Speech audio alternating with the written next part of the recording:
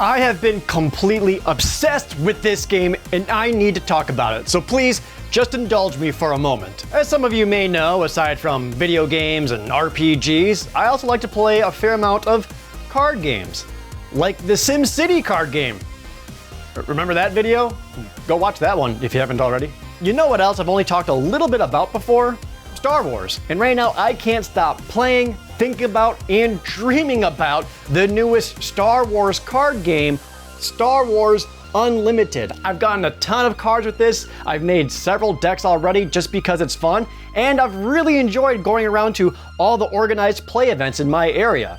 Now, to be clear, this video is not sponsored by the creators of the game, Fantasy Flight Games. This is just something I've been really enjoying lately and I wanted to share it with you. So again, I have nothing to do. Fantasy Flight Games, you're the only ones who can see this part of the video. I'm not sponsored by you guys, but I could be. Would you do it? You don't even have to pay me money. You could just give me cards. That's like almost better than money. You wanna? Tweet at me, email me. I'll open booster packs live on Twitch just so I can get more cards. Please, I need more cards! Let me give you a rundown of how the game works, and then I'll tell you about all the things I really like about it, and I'll also make sure to tell you about some of the things I don't like about it as much. Each player will have a 50 card deck, and more importantly, each deck will have one leader and a base card. The leader gives you additional actions and abilities, and your base has 30 hit points. Your goal is simple: destroy the other player's base. Here's a sample unit card. The upper left shows its casting cost, the red number is its attack power, and the blue number is its hit points. Any special abilities are in the text box, and its colors are below the resource cost. There are 4 main colors for cards: red, green, blue, and yellow. They represent different play styles: aggression, command, vigilance, and cunning. There's also white and black colors for heroic and villainy cards. So what color cards can you put into your deck? Well, that's easy. The same ones as your leader and your base. Every leader has a color and is either heroic or villain, and then you can use your base to give yourself another color to play. You can also match a base's color to your leader in case you want to play an all yellow deck or whatever. Let me show you a sample turn. You begin the game by drawing 6 cards. And you can mulligan once if your hand sucks. Like I said earlier, this number up here is how much it costs to cast a card. What cards do you use for mana or energy or tribute summons or whatever? What do those cards look like? The answer is easy. All of them. Every single card is also a resource. With your opening hand of 6, you place any 2 face down in front of you to represent your resources. These are exhausted or tapped to pay for cards from your hand and activate abilities. Every single turn, you begin by drawing 2 more cards, and you can choose to resource any card from your hand after that. And I'm gonna be honest, this might be the hardest part of the game, is choosing what card to resource, because dang it, all of these are so good. I wanna be able to play all of them and Besides units, you also have event cards. These are basically spell cards. You play them and a thing happens. Stuff like do some damage, pump a unit's attack, or there are also upgrade cards, things like equipment or training to pump a unit up. These usually give them more attack and hit points and often a special ability, like this Jedi lightsaber, which gives 3 more attack and 3 more hit points. And I'm gonna put it on C-3PO because that's hilarious to me. What makes this game play really differently to a lot of TCGs out there is that both players kind of take their turns at the same time. It isn't like one player gets their turn, does all their things, and then passes to the other player who then gets to do all their things. It actually alternates between the two every single time you do any action. For example, it's the beginning of the phase. I have some units out, so does the opponent, and all my resources are available to do something. I get to go first, so the first thing I'll do is I'll play a new unit adding to my forces. That's my action, so now the opponent gets to do an action, who does a thing, so then I do a thing, then they do a thing, so on and so forth. No matter what, every single turn is interactive. Both players get to do their things and take actions.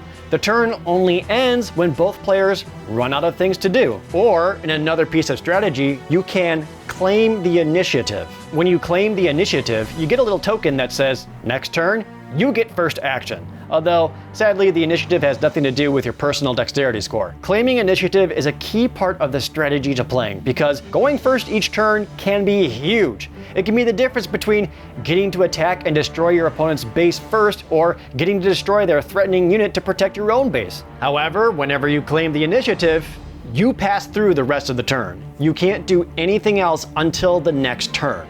There's that strategy coming in.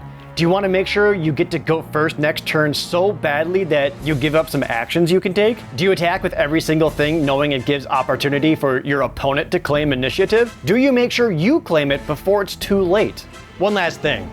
Star Wars Unlimited does not have interrupts. No instant speed cards or instant actions or ways of preventing something. If you play a card, it will always happen. What I'm saying is there's no counter spells. That probably made half of you jump up with glee, and the other half of you probably still don't understand why nobody wants to play with you anymore. As you get deeper into it, you'll start to see the intricacies of all the special abilities units can have, like dudes with ambush who get to attack a unit right away as soon as they're played, sentinels that have to be attacked first before they're allowed to attack your base. And once you have enough resources in play, your leader cards can be deployed as a powerful unit once per game. That's pretty much it. That's all there is to playing Star Wars Unlimited. It's pretty simple, but it's got a lot of depth to it. One of the reasons why I like it so much. And here's some other things that I like a lot about it. The customization is so easy to do and understand. Pick a leader and a base, and those are your colors. But there's even more options. Some bases have less hit points than others, but will have a special action you can activate once per game, so there's even more strategy to your deck building. While your leader and base dictates the colors you can play, you can still play any card in your deck even if it's out of aspect. All I have to do is pay an extra 2 resources for each out of aspect color on the card. Also, the maximum deck size is only 50 cards, and you can have a maximum of 3 copies of a single card. This makes it a little bit more feasible to build a competitive deck, since you don't need to own as many copies of a card, which in the long run saves you a little bit of money. I love the chess-like strategy of every game. You're not just thinking about your own plays, you're looking at the board and considering how your opponent will then play their next actions. You can get in really deep, thinking actions ahead, and you'll get rewarded for considering what cards they could play from their hand. Like I mentioned earlier, claiming initiative is a big part of this. Once you see the line to victory and realize there's nothing your opponent can do to stop it, it feels really good. It makes me feel like I'm actually smart for once in my life. I like that every card can be a resource. You never have to worry about being mana screwed or flooded. Once you feel like you have enough resources out, you can stop and just draw 2 cards a turn to play instead. No matter what, every single game is very interactive between both players. I also really like the 2 arenas for ground and space units. It gives options for play and deck building. Like, you can easily make a Princess Leia deck that aggroes out on the ground with a bunch of dudes, or you can make an all-space deck and try to overwhelm them with vehicles in a single lane. It's very easy to build whatever playstyle you wish, aggro, mid-range, or control. You can also draft, my favorite way of playing. You draft 3 leaders first, and then you start drafting cards, keeping in mind which leaders you have and trying to pick cards that would fit them the best. The constructed meta is wide open right now. There are a lot of decks out there, and people are playing very different lists, and pretty much all of them are viable. There really isn't a single deck dominating the format and winning every tournament left and right. The variety of competitive decks is really, really good at the moment, with almost any combination of bases and leaders. Except for IG-88 and Harrison Dula. Don't play them. If you're hearing all these good things and thinking to yourself, well, this sounds great and all, but I like my decks to be 100 cards and there's 4 players. Star Wars Unlimited has thought of you. They have a 4-player format called Twin Suns. You get to have a bigger deck, all single copies of cards, a base, and you get to pick 2 leaders, further expanding your deck options. There are some things I don't like. It could all change, but I do have some frustrations. Games can take forever, especially if it's mid-range versus mid-ranger control. You get 55 minutes to play through best of 3 matches, and I've frequently had the first game take like 25-30 minutes to get through. I think a lot of this is because there's a mechanic called Restore, where when that unit attacks, you also get to heal your base its Restore value. With enough Restore on either side, it can really drag games out. Right now, there's either too much Restore or not enough ways to deal with it reliably. Because of this, if both players are tied and they run out of time, if neither player can win the game in that turn, the official tournament rules state that they both get a loss. That sucks.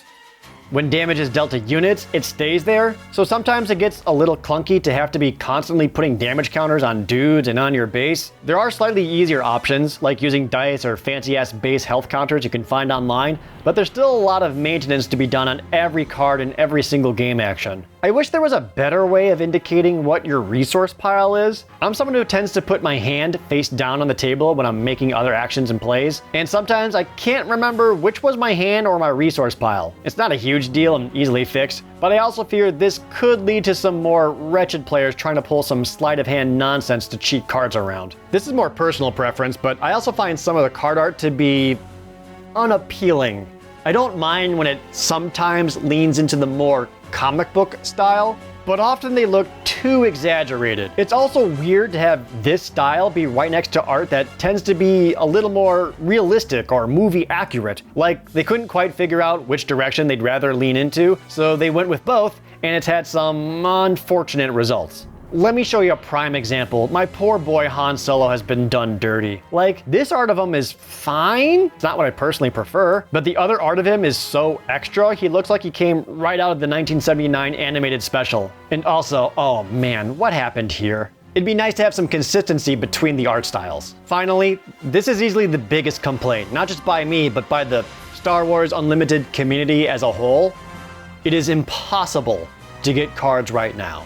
Not enough product was made to meet the surprisingly eruption of demand that this game had when it first came out. Thankfully, it is pretty easy to get the 2-player Luke and Vader starter deck, which I actually do recommend. There's some exclusive cards in there that you want, but booster packs, there's nowhere. And booster boxes, at launch, you could get those for like $100. As of this video, most people are trying to sell them online for like $250 because there's just so little out there. It also makes certain powerful cards really, really expensive, even if you wanted to get singles. Like, I don't personally own any Darth Vader cards, and right now, they're going for like $70 each. And that's not even mentioning the hyperspace ones. They do say this is going to get better. They've stated multiple times that the first set, Spark of Rebellion, is going to get a second run printing before the end of the year. And in July, the second set drops, called Shadows of the Galaxy. The first set is based heavily around the original trilogy time frame, so a lot of cards based on episodes 4, 5, and 6, Rogue One, and Star Wars Rebels. The next set is based heavily around the Mandalorian series, with some sprinkling of the sequel trilogy in there for good measure. That will also have its own new 2-player starter set featuring the Mandalorian and Moff Gideon. The new mechanics of smuggling, bounties, and capturing units looks really cool too.